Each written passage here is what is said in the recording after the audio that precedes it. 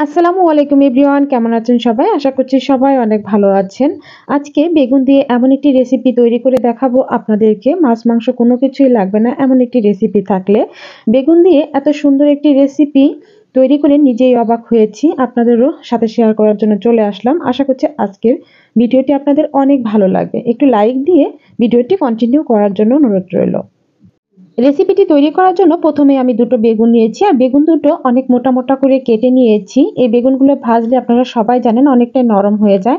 এখন এই বেগুনগুলো আমি পানি দিয়ে ভিজিয়ে রাখবো। ভিজিয়ে রাখার একটা উপকারিতা হচ্ছে বেগুনগুলো ভাজার সময় তেল খুবই কম লাগে যদি অনেকক্ষণ ভিজিয়ে রাখেন, মিনিমাম 10 থেকে 15 মিনিট।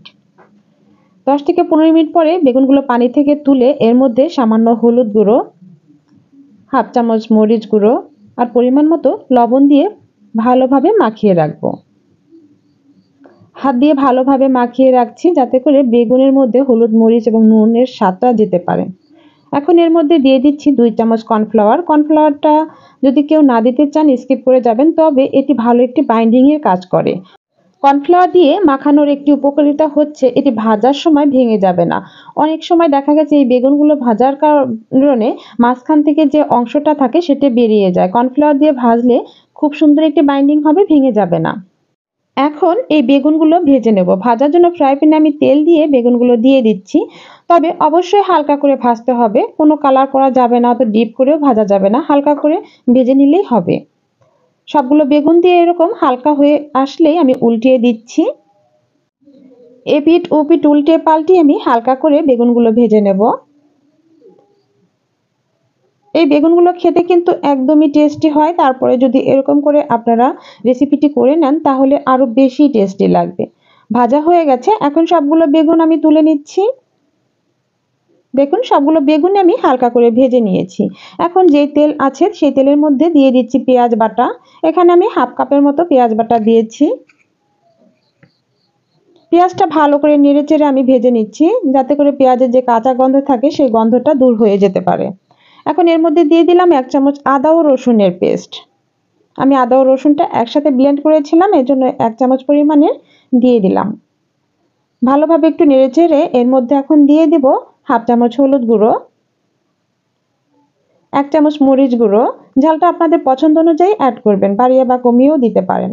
হাফ চামচ দিয়ে দিচ্ছি ধনিয়া গুঁড়ো, হাফ চামচ দিয়ে দিলাম জিরা গুঁড়ো আর পরিমাণ মতো লবণ দিয়ে দিব। সবগুলো মশলা এখন ভালোভাবে আমি নেড়েচেড়ে কষিয়ে নেব। বেগুনগুলো ভেজে আমি রেডি করে রেখেছি। এখন মশলাটা ভালোভাবে কষিয়ে নেব। যে কোনো কিছু রান্না করার সময় মশলাটা ভালোভাবে কষিয়ে নেবেন, এতে করে খাবারের টেস্টটা অনেক গুণ বেড়ে যাবে। হালকা একটু পানি দিয়ে এখন মশলাটাকে ভালোভাবে কষিয়ে নেব। ভালোভাবে নেড়েচেড়ে নিচ্ছি। সবগুলো মশলার কাঁচা গন্ধ দূর হয়ে একদম পারফেক্টভাবে যেন রেডি হতে পারে, এজন্য ভালোভাবে নেড়েচেড়ে কষিয়ে নিচ্ছি।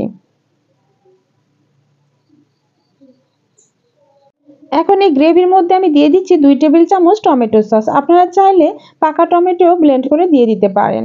এখন সামান্য আর একটু পানি দিয়ে ভালোভাবে জাল করে নেব। সবগুলো মশলা আমি ভালোভাবে নেড়েচেড়ে একটু মিশিয়ে ঢাকনা দিয়ে এখন ঢেকে দেব।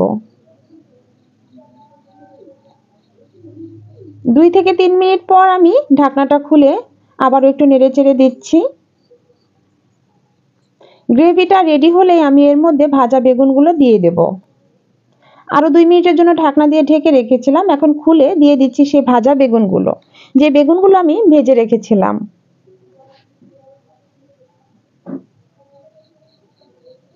একদম লো হিটে রেখে আমি আরো 2 থেকে 3 মিনিটের জন্য এটি রান্না করে নেব।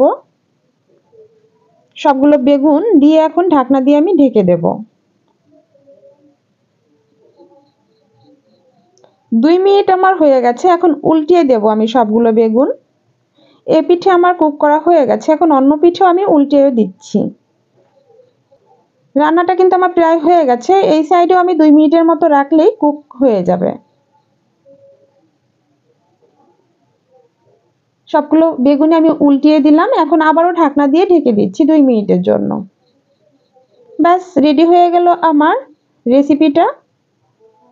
উপর দিয়ে একটু ধনিয়া পাতা কুচি ছিটিয়ে দিলাম। ধনিয়া পাতা কুচির লাস্টে যে ফ্লেভারটা হবে এটা কিন্তু খেতে অসাধারণ লাগবে। একটু ঝাঁকিয়ে নিলাম। বেগুনগুলো অনেক সুন্দর এবং পারফেক্ট হয়ে গেছে। গ্রেভিটা দেখেই আপনারা বুঝতে পারছেন যে কতটা লোভনীয় হয়েছে, খেতে কতটা টেস্টি হবে। তৈরি হয়ে গেল বেগুনের এই মজাদার রেসিপিটি। দেখতে মাশাআল্লাহ অসাধারণ হয়েছে, খেতেও কিন্তু অনেক টেস্টি হয়েছিল। আপনারা অবশ্যই ট্রাই করবেন। রেসিপিটি কেমন হলো তা কমেন্টসে জানিয়ে দেবেন। আজকে এ পর্যন্তই। আল্লাহ হাফিজ।